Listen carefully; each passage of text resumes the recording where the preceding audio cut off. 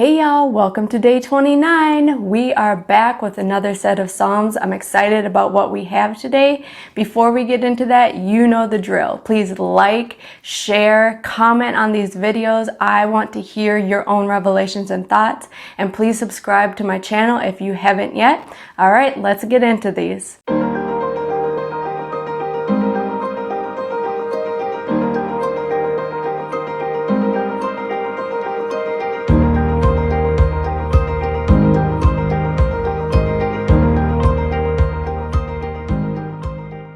All right, so first we're going to get into Psalm 58, and I am reading from the NIV. Do you rulers indeed speak justly? Do you judge people with equity? No, in your heart you devise injustice, and your hands mete out violence on the earth. Even from birth the wicked go astray. From the womb they are wayward, spreading lies. Their venom is like the venom of a snake, like that of a cobra that has stopped its ears, that will not heed the tune of the charmer, however skillful the enchanter might be.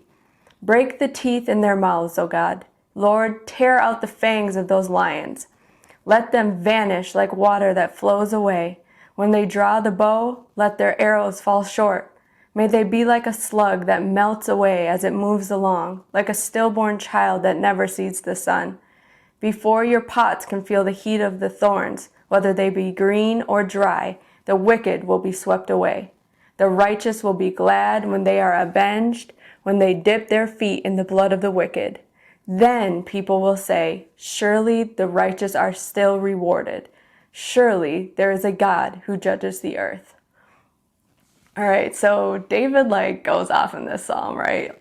He says some pretty disturbing things, but when you read it from his perspective, I think that David was saying these things out of his love of justice, his love of God, and his hatred of evil and injustice. So it's coming from a better place than I think we may think from these words that we see. So this isn't telling you to go break someone's teeth or pray for someone to have a stillborn child. But it does kind of have this Revelations feel to it, right? And it's important to understand that David, along with the other authors of the Psalms, used hyperbole.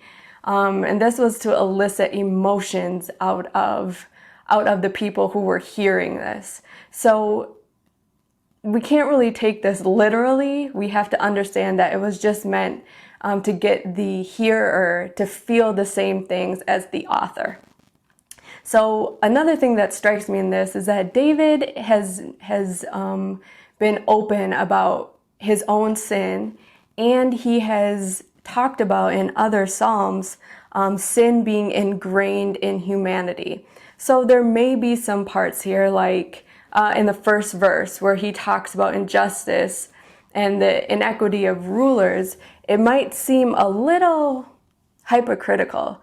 Like, if David is all about justice, then why didn't he see justice when his daughter was raped by his son? Or if David was all about equity, or, if he was all about making sure that there was equity in the land, why did he have Uriah killed because he couldn't keep his hands off Bathsheba? So there's some parts of this that will kind of make you question it. But I think most of the scholars would agree with me here, that David is not addressing sinners with repentant hearts. He is addressing those people who are basically hoarding evil in their hearts, people who have no desire to change, people who ignore pleas of transformation, who ignore the signs that they need to turn back to God. So this is a psalm, I think, that is specifically for those who are not adhering to any righteousness, who have no desire to see righteousness, and not necessarily those who have a repentant heart and may commit some of these terrible acts, right? So for my revelation here, let's just talk about judgment, since that's what this psalm is kind of about. We know that God is our judge, and we know that both the living and the dead will come under judgment. There's no exception to that. We will have to give an account for what we think, what we do, and even what we hold in our hearts. And even though David is talking about rulers here, Romans 2 and 8 is in alignment with this psalm, and it says, "But for those who are self-seeking and who reject the truth and follow evil, there will be wrath and anger." So this applies to all of us. And as we walk through this, as we're being careful and mindful of what we're doing and what we're saying, we just have to keep in mind the last verse, that surely the righteous are still rewarded. Surely there is a God who judges the earth. So do not be weary in your well-doing. There is a reward for you. Everyone will be judged. Just walk the path that you are called to walk upright, and God will take care of the rest. All right? So let's move into Psalm 59. Deliver me from my enemies, O God. Be my fortress against those who are attacking me. Deliver me from evildoers, and save me from those who are after my blood. See how they lie in wait for me. Fierce men conspire against me for no offense or sin of mine, Lord. I have done no wrong, yet they are ready to attack me. Arise to help me. Look on my plight. You, Lord God Almighty, you are the God of Israel. Rouse yourself to punish all the nations. Show no mercy to wicked traitors. They return at evening, snarling like dogs, and prowl about the city. See what they spew from their mouths. The words from their lips are sharp as swords, and they think, who can hear us? But you laugh at them, Lord. You scoff at all those nations. You are my strength. I watch for you. You, God, are my fortress, my God on whom I can rely. God will go before me and will let me gloat over those who slander me. But do not kill them, Lord, our shield, or my people will forget. In your might, uproot them and bring them down. For the sins of their mouths, for the words of their lips, let them be caught in their pride. For the curses and lies they utter, consume them in your wrath. Consume them till they are no more. Then it will be known to the ends of the earth that God rules over Jacob. They return at evening, snarling like dogs, and prowl about the city. They wander about for food and howl if not satisfied. But I will sing of your strength in the morning. I will sing of your love, for you are my fortress, my refuge in times of trouble. You are my strength. I sing praise to you. You, God, are my fortress, my God on whom I can rely. All right, so we have another psalm of deliverance.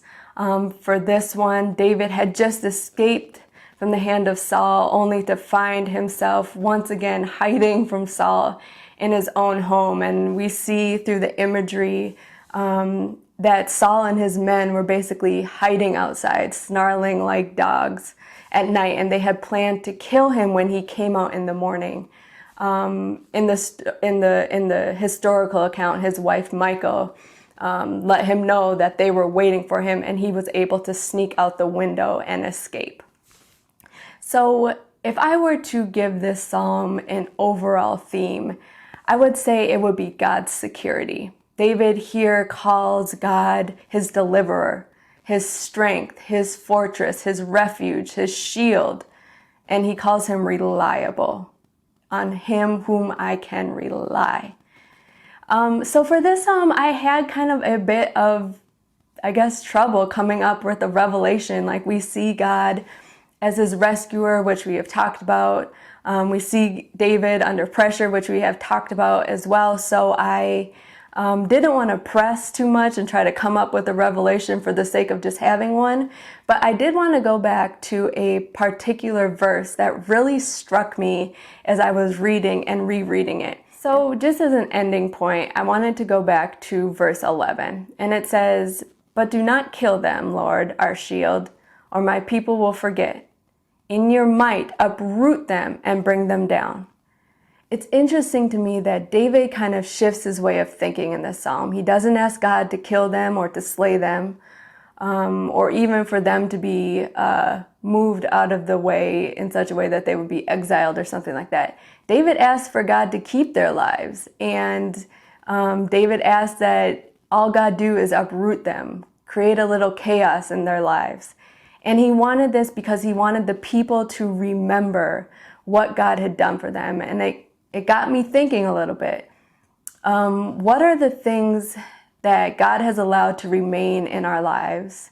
Maybe it's people, maybe it's a memory, maybe it's a condition or an illness that serve as a reminder to us of how good God has been, of God's sustaining power, of God's love for us. What are those things that are reminders that we are to remain humble? They serve a purpose. They are difficult situations. They're difficult people to deal with. They often cause us a lot of disruption. Sometimes they cause us a lot of hurt and pain, but they're there for a purpose. And so I just want to leave on this, like they're there, like Paul's thorn, but it's a reminder of God's saving grace and his mercy. So shall we not take the good with the bad? And shall we not learn something from those things that God has allowed to remain in our lives? Okay? All right, guys, I will see you again tomorrow.